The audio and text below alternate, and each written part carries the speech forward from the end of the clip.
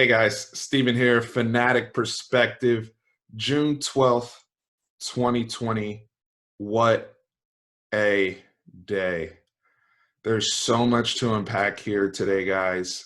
As many of you have seen all over social media, the Texas athletes, the Texas student athletes, the men and women, the proud men and women, the Texas sports program across the board has just broke Twitter with their demands and their pleas for real change, actionable change at the University of Texas regarding a multitude of things on campus, tradition, and just within the culture of change and donations the school can make moving forward. And we will also touch on the most controversial piece of that, depending on who you are, the eyes of Texas. So we're going to get into all that. As those of you who watched my Anthony Cook video last night, that is now old news at this point. Just so much to unpack today in and out of Texas, honestly. When in regards to Anthony Cook, I'm not sure that the tweet was deleted after I made the video last night, and his teammates have come to his defense and said they got him, and that's all kind of under the framework of I'm not sure in relationship to, excuse me, hopefully y'all can hear me okay. I have to move the mic a little bit. But hopefully in relationship to the aspect of him still being a Texas football player, and if it was in relationship to the social issues that we are going to delve into on this video. And real quick, I know I also announced last night the issues that we were having regarding HEB and our co-packing situation with Boss's Ranch. Hashtag free Boss's Ranch. Wonderful people. I'm still going to talk about and promote them because I love them. And it's unfortunate, COVID-19, the impact it's had on the co-packing situation. So hopefully we can get that rectified. Feel free to reach out to your local HEB and let them know how much you love Boss's Ranch. And if we can maybe get a groundswell of people that want to bring the product back in stores and put that pressure on HEB to figure out a solution, that would be very, very helpful and appreciated. Now, this memo that's been sent out, it's around "We Are One," and one of the mottos at Texas would start here, changes the world. And I'm incredibly proud of the youth in our country right now, and the young people using their platform in creative and different ways to be heard and to say enough is enough, and to demand not just change, but realistic, actionable things. Now, do I think that every single thing that they've bulleted, because they also kind of gave an ultimatum in regards to attending donor-related events and hosting new recruits and incoming folks on campus. Hey, we'll participate and do our duties to honor our scholarships, but we're not going to do beyond that and really promote the university if we don't feel like our demands are respected, and these underlying racial components, whether it's the name of a building, whether it's the undertone of a song, or the lack of commitment into some, diverse practices on behalf of the school, are recognized. So this is a monumental day on June 12th, because we've also seen kids all over the athletic department sharing this. This is not just Texas football. This also shows that march of protests last week when they walked to the Capitol wasn't just a photo op. It wasn't just lip service. Tom Herman getting on Colin Cowherd and almost breaking down in tears after talking to the team. They have responded with action. Now, I just saw Chris Del Conte's tweet and said he's open to a conversation. I'm sure some people will be disappointed by that response, but this is, as part of the administration and, as the athletic director, we will see how he manages this relationship between the kids in the program and the leverage they have, and then the donors and the people that are, putting money into the program and driving Texas kind of behind the scenes from a financial standpoint. There's a quote I wanted to read. It was actually, there's two quotes in here that I want to real quickly read because I felt like they were very, very impactful. And the first quote was, and it was the last sentence in the first paragraph. And it says, as ambassadors, it is our duty to utilize our voice and role as leaders in the community to push for change to the benefit of the entire UT community. That really resonated with me because they're claiming, as they should and have every right to, that they are ambassadors. They are representing the University of Texas, and it's a sense of pride in the University of Texas. And that pride of saying, this is what we want our school to reflect and back us as ambassadors, as folks who go out there, make you guys a lot of money, make you guys very, very proud of us, show us. So that's something that really resonated with me. And I do think, as I continue to just dive into here, it's been so long. My mother, again, I said this on a previous video, my mother went to University of Texas, 1978 through, I believe, 82, or can't recall the exact years, but she was one of maybe 8 Black women on campus, if there was even that many, and some of the obstacles she's faced. I want to give a shout out to the folks that have reached out to me privately that are currently students or very recent alum who have been very vocal in addressing their opinions about what's been going on specifically at the University of Texas, some racial things that they've encountered being at the school currently or before, and still having a sense of pride, still saying, I'm a Texas X and I want better for my program and I want to change it. And I do give our school, the University of Texas, a lot of credit for, in some regards, embracing that and saying, hey, we're going to try to educate people on the building names and what's kind of been behind this from a historical standpoint, instead of hiding things and, just people not even knowing about it. Because, again, the Eyes of Texas, well, I didn't know about the minstrel show and the blackface stuff until today. And I love history, and I try to dive into things, and I had no idea of it. I completely missed that story from, it looked like there was one from 2018. There was one, it looked like as far back as 2009. And this is something that dates to the early 1900s.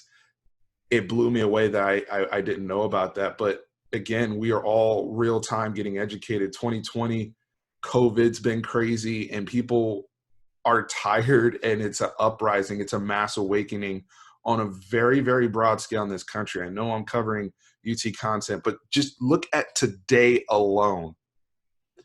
We have this unprecedented movement that is unified amongst the student athletes at the University of Texas. We have the state of Florida, the governor signs the name and likeness bill for college student athletes, where they can make money on their name and likeness in, I believe, July 1st or June 1st or July 1st of 2021. Huge news for the sake of amateur sports in the college landscape, especially considering college football is probably only behind the NFL in terms of revenue generating sports in this country. So when you see these stories break, again, June 12th, 2020, the NFL comes out. Roger Goodell sends out the memo. The NFL comes out and says they are going to recognize Juneteenth as a holiday, which is just mind-boggling. The 180 that is happening in the NFL. There is an awakening across all platforms. Look at ABC Disney. The Bachelor franchise announces a Black Bachelor today. I think some of it is probably pandering at this point and trying to find a suitable face to appease corporate interests and kind of ride a wave. Some people are going to do that. And then there's some where there is, I think, a more genuine vibe and feel of, we've got to do what's right. And as Shannon Sharp said the other day, it's never too late to do what's right. And I know they said that in relationship to Ben Watson speaking out about having racist teammates in the past. And Ben Watson is somebody who is very, very well spoken, very respected in the athletic community, whether you're a conservative or a liberal, wherever your political standing, especially as a man of faith. So just the energy going on, and a lot of this is driving up from the youth. When you look at these protests and you see the unification, you see white athletes retweeting this at the University of Texas, you see the protests, the colors of people, our Indian brothers and sisters, our Asian brothers and sisters, our white brothers and sisters. That's the beautiful side of things, to bring about real reform and real conversations. I don't agree with every single thing that's getting pitched. I don't agree with every single thing in cancel culture personally, but I welcome the energy, and I welcome the courage and the spirit, especially of the youth, to say we're not going to be another generation that lets things pass us by. June 12th, Dave Chappelle comes out with 846. For those who haven't seen it on Netflix, is a joke on their YouTube platform. It's a 30-minute special that he recorded. Just unbelievable stuff. And Dave Chappelle's always spoken on these type of issues, but we've never seen him raw like this and that platform. June 12th. Shaka Smart and the rest of the Big 12 basketball coaches submit a proposal today. The UT stuff kind of broke around 2, 3 o'clock. 4 o'clock rolls around. We have a proposal from the Big 12 conference basketball coaches asking for reform so that kids can have the day off on election day to go make their voices heard, be registered, and vote. This is real societal energy and change across the board. And look, historical context matters, because at the end of the day, this is all for those of us who are real history buffs. That's why what RJ Young is doing over on his show regarding the Tulsa race massacre conversations and the series that he has going on, Russell Westbrook investing in Tulsa related documentaries about what happened, because historical context matters, especially with remembering it. I want to give a quote from my good friend Brandon Arrington, who's been on this channel to represent our beloved Texas A&M fans. And he texted me today and said, bro, history should be learned, remembered, but not all history needs to be celebrated.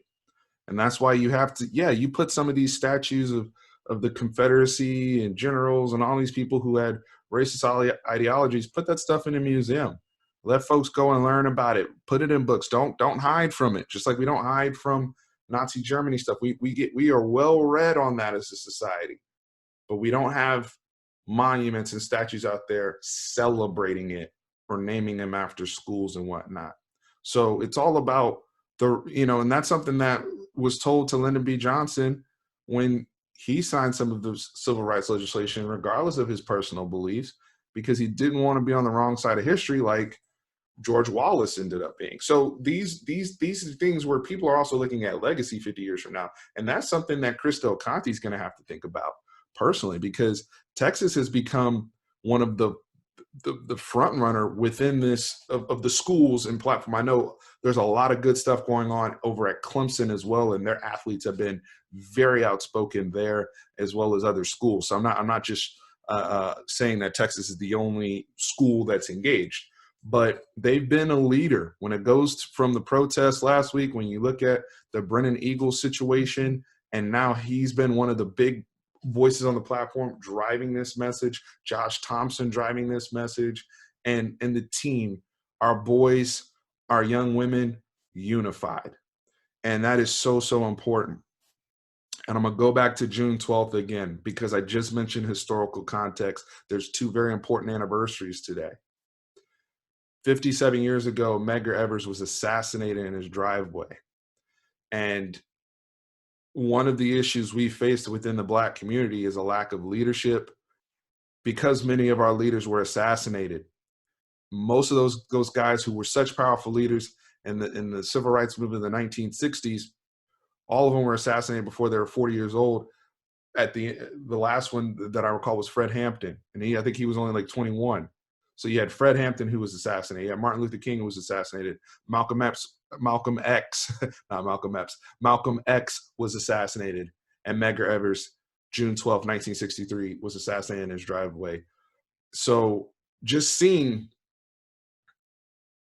our world today versus where we are then and the energy behind it. June 12th, Loving Day is today.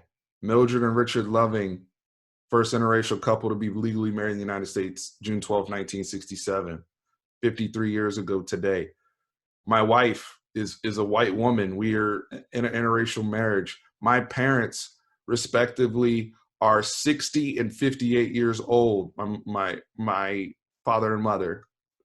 They were alive before I was legally allowed to marry my wife, right? So just thinking about the context of all of these things and in a day of history. That's why you see, even with what's going on in the NBA, these players are empowered. These people are empowered to use their platform, because once sports returns, the focus shifts. And the important things that really impact communities and impact generations, and the people that are on the ground doing the work, and everyone doing what they can at whatever level they can. Some of it behind the scenes, some of it in front of the camera. But to have a platform where folks are really educated and understand their history, so we're not doomed to repeat ourselves in a lot of different ways. And so everyone, we have an inclusive society at the University of Texas, within college football, within sports, and within this country, is extremely, extremely powerful. So I just wanted to highlight those things and just say I'm proud of these guys. I know the big controversial one. I'll end on this: the Eyes of Texas. Again, I did not know the history behind it. Do I realistically think that the university will? I think they'll meet them in the middle there. And I think, especially when, and the other big controversial one is the political contributions to Black Lives Matter. Black Lives Matter is a political organization. However, there's so many pro-Black, Black-owned, Black-run organizations that can be empowered through donations, and that Texas can fund, even if it's here in the state of Texas, or whatever ramifications they have to go through, or protocol, because they are a public university, and there will be, and Texas does do things behind the scenes, but even if that's highlighting those things more. But the other ask of the buildings, and even of having exhibits to celebrate the first Black coaches and the first Black players, because Texas was so slow to integration, I think is more than overdue. So, will within reason, I would love to hear everyone's thoughts regarding the Eyes of Texas, because I know that's the hot button one, and the proposal overall, and where we can meet, and what would be fair and right by the athletes, specifically the Black athletes, and everyone involved in this movement for change, and for societal change, and to get better. If NASCAR can get rid of the Confederate flag, that showed me alone this week, we can move. We can move as a society in the right direction, because you don't want to be on the wrong side of the tracks 50 years from now. Some of these folks today act like everything's hunky-dory and want to claim all lives matter, but they would have voted against interracial marriage 53 years ago. They would have condoned the assassination of Medgar Evers 57 years ago. So these are things we have to just remember and be cognizant of as we move forward, and continue to have those conversations with your brothers and sisters. Continue to have those conversations like Manny Acho is having with people like Matthew McConaughey, with people who don't look like you, and people who don't maybe not share your beliefs, as long as you're being respectful. And for those who are not, and for those who say, well, if you don't like it, you can leave our school or whatever. Well, I like what somebody said on Twitter earlier today. If you're a fan, there's a transfer portal for you as well. If you're a donor and you're not on board, there's a transfer portal for you as well. So it goes both ways, right? But for those who want to be a part of a inclusive environment that celebrates the diversity and the achievements, and doesn't highlight and celebrate racism within the inner workings of our culture and our society, that's where we move forward. So proud of the youth, proud of our Texas guys, and like I said, please share the video with folks, and let's continue to move together. So I will be doing a live this weekend. I will put out the date and we'll promote that. I'll try to get Tran on here and anybody else that wants to join. But I appreciate y'all, and very, very important, horns always up. Love y'all.